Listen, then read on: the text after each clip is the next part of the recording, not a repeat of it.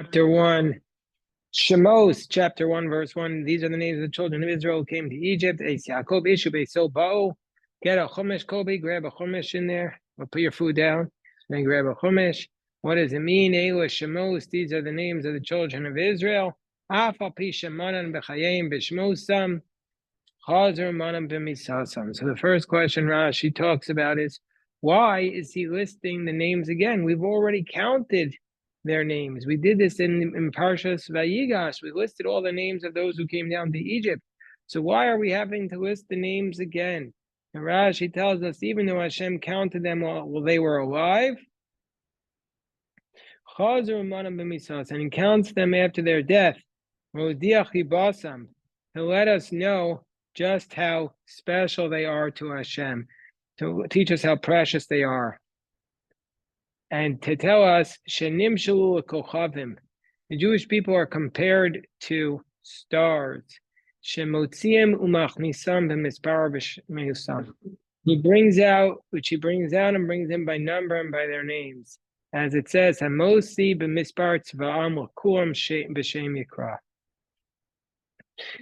this is the powerful idea. It says in the verse in Isaiah that God takes all the stars out and he calls them all by their name. Meaning to say, there are so many stars in the world, but Hashem has a name. There's actually an infinite number of stars, but Hashem Yisbarach has a name for each of the stars. He knows who each star is. And that's like our responsibility also. If you're, let's say, a teacher, you have to know the name of each of your students.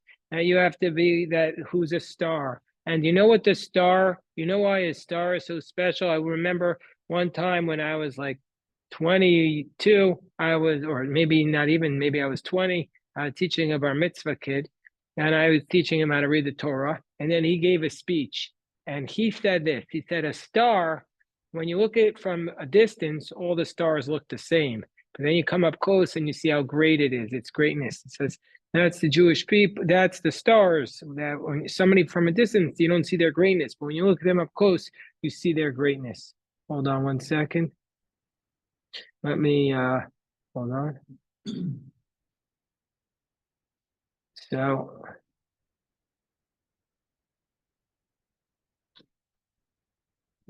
okay. Next pasuk. Chapter 1, verse 2. Ruvain, Shimon, Levi, Yehudi, Tzachar, Benyamin, Dan, Naphtali, Gad, Asher. Okay, pasuk Hey. Vayikol nefesh yotzei yerach Yaakov shivim nefesh Yosef hayah b'Mitzrayim. And it says all the persons who came from Jacob were 70, and Joseph was in Egypt. Now, we already know this, Rashi says. We already know Joseph was one of the 70 who was in Egypt. What's it coming to tell us? What's it coming to tell us? So the Gemara tells us, so Rashi tells us, but it's also in the Sifrei, Joseph and his sons were already part of the 70 that were counted. And why is it saying it separately? Joseph was in Egypt. Why does it specifically tell us Joseph? We knew Joseph was in Egypt. So it's to teach us the righteousness of Joseph. He was the same person. He was the same Joseph when he was a shepherd of the sheep of his father. He was the same Joseph who was in Egypt and became a king. And he stood firm in his righteousness. He didn't change. Lots of times people change. Joseph didn't change. He remained in his righteousness. So even when he was the CEO of Amazon or the schlepper who was the shepherd of the sheep, he was the same Joseph, the same righteous person. Powerful idea. And that was part of Joseph's greatness. And Joseph died and all of his brothers and that whole generation. Why did Joseph die before his brothers? Rashi doesn't address this question. Why did Joseph die before his brothers? So I saw this. I know we're supposed to be studying Rashi, but I saw this in a beautiful midrash. Where is this brought down? I saw this question. It says Joseph died before all of his brothers. Why? Gemara in Brachos says because he conducted himself with too much authority over them.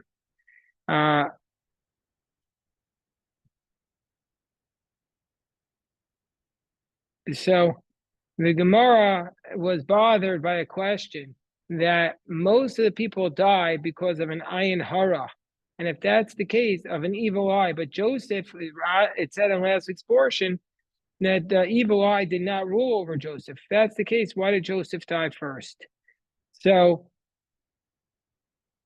it doesn't mean that he lived less years than his brother, because Benjamin lived the least number of years. And Benjamin died when he was 109 years old, and Joseph died when he was 110. But Joseph died before his brothers because Joseph was older than Benjamin by 7 years. Okay. And the Gemara in Tainas tells us that Rav Chanina lived to be the Rosh. Why did Rav Chanina live for such a long life? Because he refrained from becoming the Rosh Yeshiva. He was so humble. He said, "I don't want to be the head of the yeshiva," and so therefore he was blessed with a long life.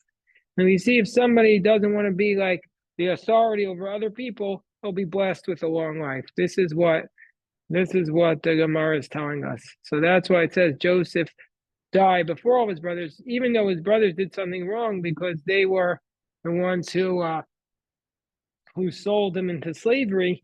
He had this demerit that he acted with authority over all of them. So that's what caused him to die first. Interesting musar for us to take in effect. And okay, the next pasuk says, "Bnei Yisrael, the children of Israel, Pharaoh v'yishratzu, they increased greatly. Ma'yirbu v'yatzmu b'mon ma'od, and they increased a great deal, and the world became filled with them." Rashi says, "V'yishratzu." They were born 6 children at one time. The women would give birth to 6 children all at once. Yoldo shisha b'keres echad. 6. They would give birth to 6 at once. Hold on one second. Hold on.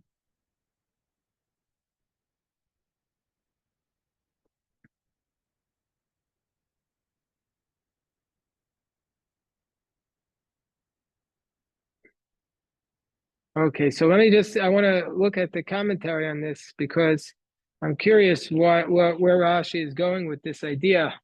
There were 6 born at one time. Hold on one second. Let me see if there's a commentary on this. Rashi, hold on. Don't go anywhere. Okay.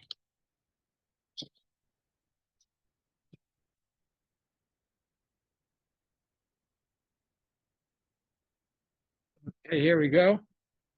6 children born at once. That's a pretty remarkable idea. Let's see if they comment on that here. The pasuk says, what chapter is it? Chapter 1, verse 6. Let's see if they commented on it.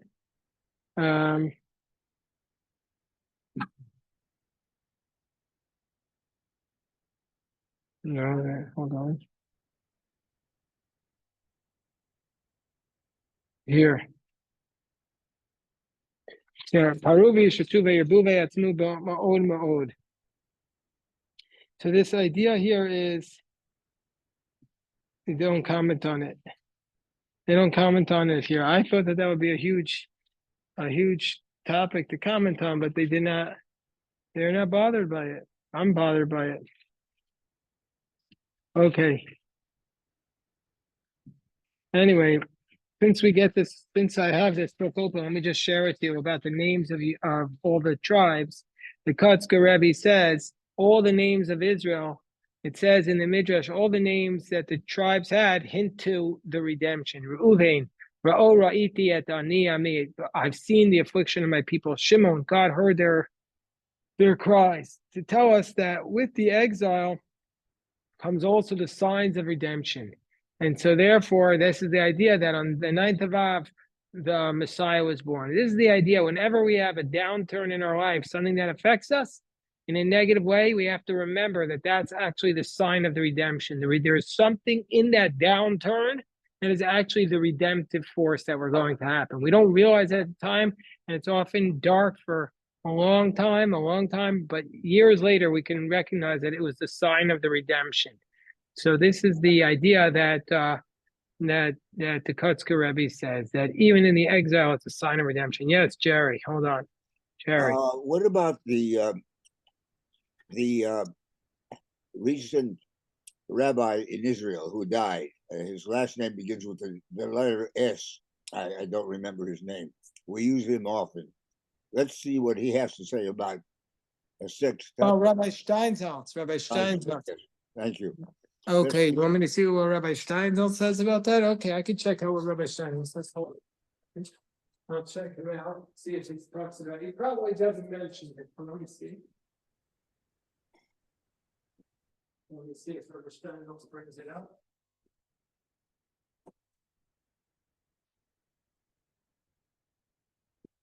Okay, hold on.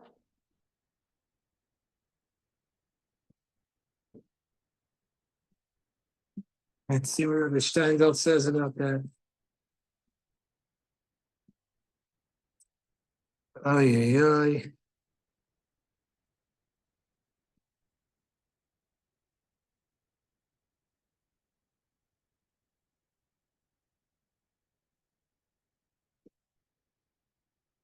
Okay, let's see what Rabbi Steinsaltz says.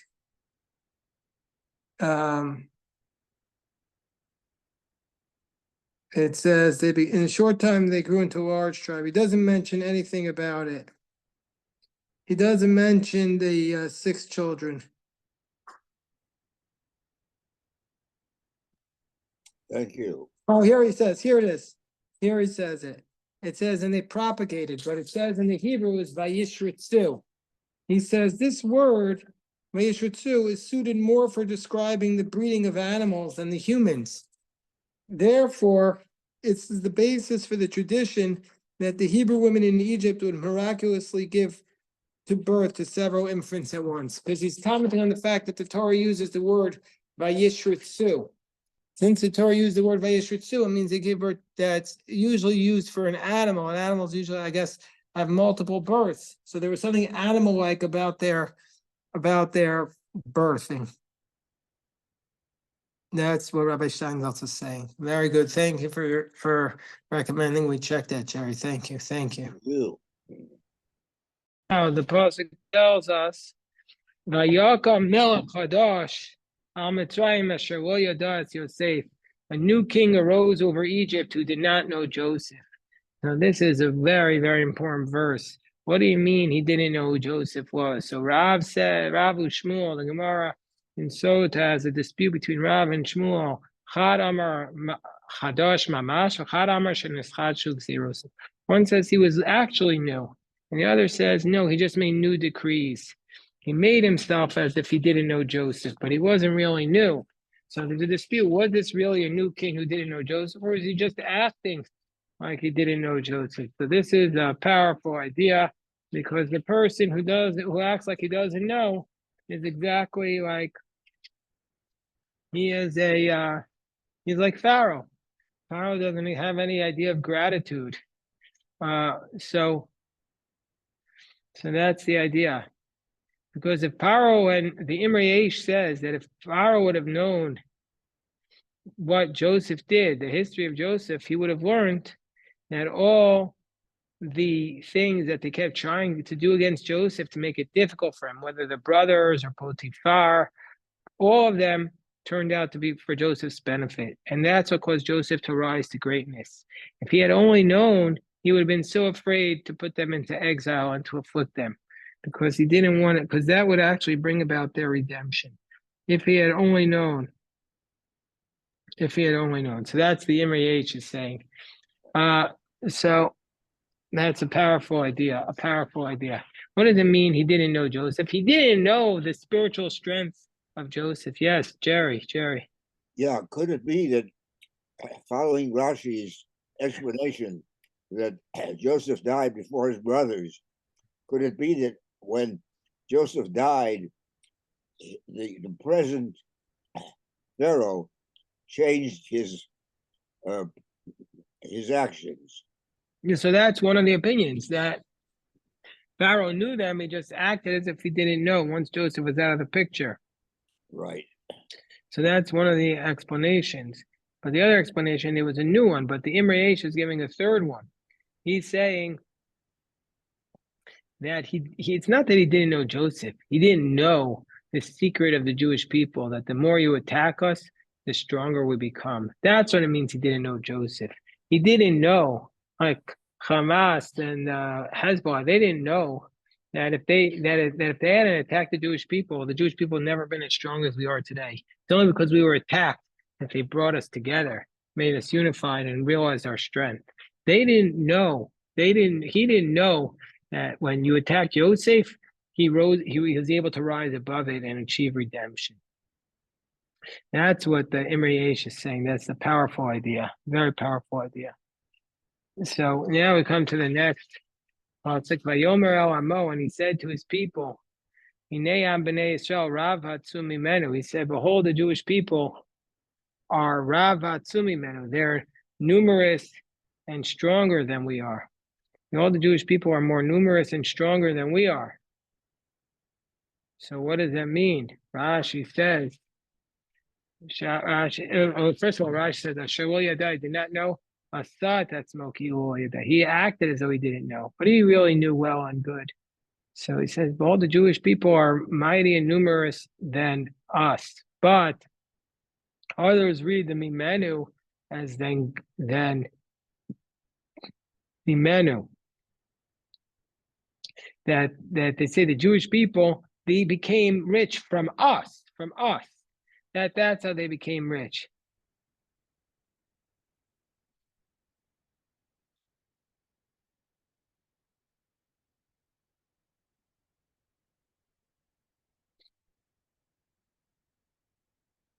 So okay, so now the next pasuk says, Havan is chachmalo. And the pasuk says, let us outsmart him. Pen your bag, lest he increase vayaki sikrenem milchama. When he goes out to war, v'nosaf gam hu al sonenu, increases over our enemies. V'nilcham banu, and he'll wage war against us. V'alam in aretz, and he'll go up from the land. So he says we have to wait. We have to outsmart him. Lest he's going to make a war against our enemies and wage war against us and go up from the land. Says the Rashi, Hava nislachma, let us act wisely. Kol hava lashon hachana. Anytime it says the word hava, it means have to act with hachana, with preparation. Azmano adavar, he says getting ready for the matter, meaning to say, prepare yourselves for this purpose. 50 p.m. Oh. Nechakma, let us act wisely. Hey, how you doing? Baruch Hashem. Let us act wisely to the nation. Let's act wisely to understand what to do. You got the Chumash or the Gemara? No. Put that one back and take this. This is what you need. Put that back where you got it so that we don't mess it up. Good job, Ezra. So he says, Shkoyach, Ezra. Don't mean to give you a hard time. Okay, there you go. Here, take this, Ezra. This is the Chumash. Baruch Hashem. I'll give you the page. Hold on. Here we go. Beautiful. Wait.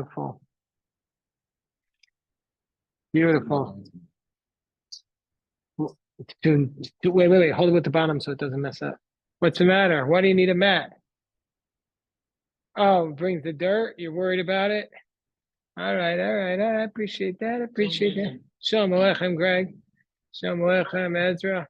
Okay, so we're at chapter 1, verse 10. Pharaoh has the idea that all the anti-Semites have against the Jewish people. They say, let's outsmart him.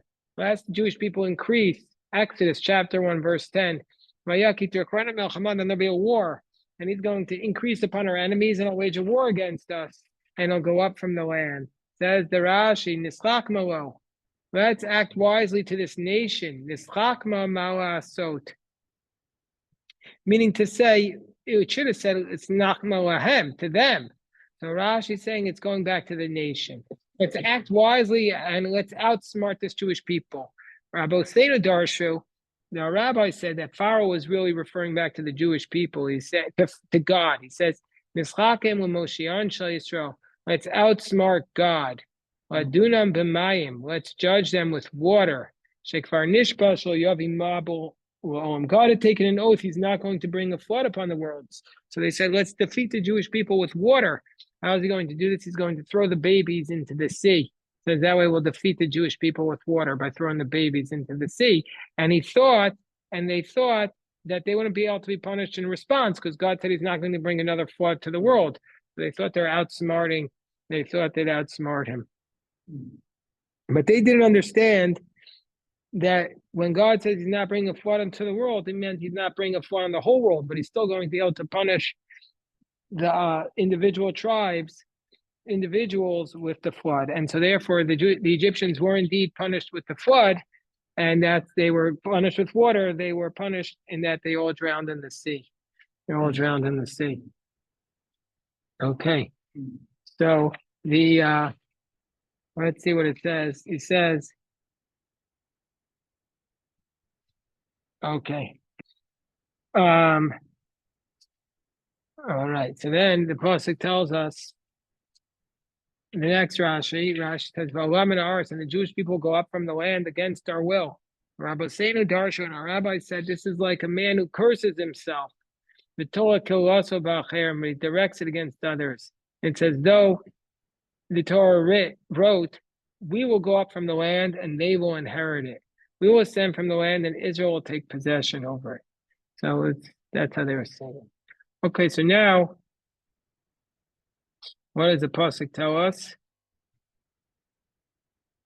Vayasimu alav sarei misim. Pharaoh appointed tax collectors. That's how the servitude started. Pharaoh appointed tax collectors to afflict the Jewish people in their burdens. Vayiven are miskenos leFaraoh, and Pharaoh built cities that are called miskenot. What are these miskenot?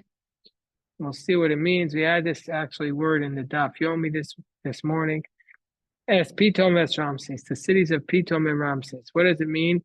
He's built Saremi. Hello, Moshe. How you doing today? Baruch Hashem. Baruch Hashem. Baruch Hashem. So he said he built Saremi Sim. What is over the nation? The tax collectors. Rashi says, Sarim shegovim mehem hamas. These are tax collectors. What's the tax? That they have to build cities for Pharaoh. We had a story about a tax collector in the Daf Yomi today. What was the story? That there was a tax collector. They said tax collectors are generally speaking disqualified witnesses. But there was one tax collector who was very good. This was the father of Rabbi Zera. When he saw the tax collector coming to the town, he had a secret code to tell the rabbis to go and hide. And he had another secret code to tell the regular people to go and hide. Because in those days, the tax collectors, even though today nobody likes to pay the taxes, or most people don't like to pay the taxes to the IRS, nevertheless, it's not, and no matter what you want to say about the IRS, it's not nowhere near the level of corruption or the unfairness which it was in the ancient world, where they would just appoint a person to be the tax collector, and the king would say, you have to bring me this amount of money, and you could collect as much as you want, and you have my authority. So the tax collectors were seen as really problematic people. They were just coming with the authority of the king and trying to confiscate as much money as they could. And so this guy, he took it upon himself to tell the rabbis and the people to hide, and he did it with a code. And he was very honest. So he was the honest tax collector. Because at that time there was a tax bracket for the Jews, and today, thank God, there isn't such a thing. Well, today, right. So not only for the Jews, there was a tax bracket for every one of the different citizens of or sub-citizens of the empire, and today, thank God, it's all equal based on your income, not based on your ethnic background. Yeah, so there was a different tax. So there were taxes that were done in different ways. It was perhaps less equitable, although there are taxes today that are, I don't want to get into tax reform and all that, but I'm just saying that it's a different model of taxation back then, and it lent itself to more corruption. So people did not like the tax collectors. Anyway, so it's around. She says, "Laman anoso b'sivosam," to afflict them with the burdens of Egypt. And he says, build for me storage cities for Pharaoh. What are these storage cities? Rashi says, Kitargumo. These are cities of storehouses. And also, Lech Boel Asochan Hazeh. Go approach this clerk in Isaiah. That was a verse we had into this morning's Daf Yomi. And this is a treasurer is appointed over the storage houses. As Pitom as Ram says, how you doing, Yoav? Baruch Hashem, good to see you, my friend. Baruch Hashem, Pitom and Ram says, they were not worthy at first for this purpose, and they made them, Bnei Yisrael made them strong and fortified for storage. So that's Pitom and Ram says.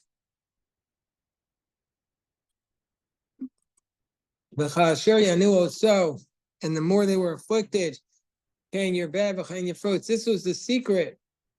He said Pharaoh did not know Joseph.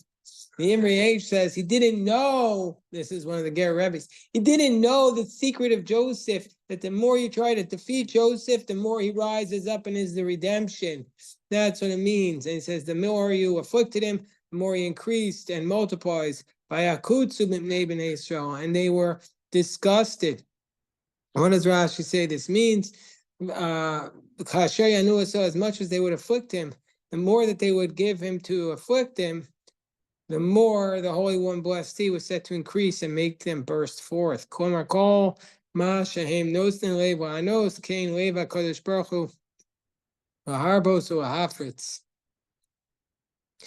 it would increase. And the Midrash says, the Ruach HaKodesh American, the Spirit says this. You say, lest it increase, and I say it will increase. Mayakutsu, they were disgusted with their lives. They were like thorns in the eyes of the Egyptians. Okay, we'll stop here to daven mincha at this time. A big shkoyach to everybody. Big shkoyach. Okay.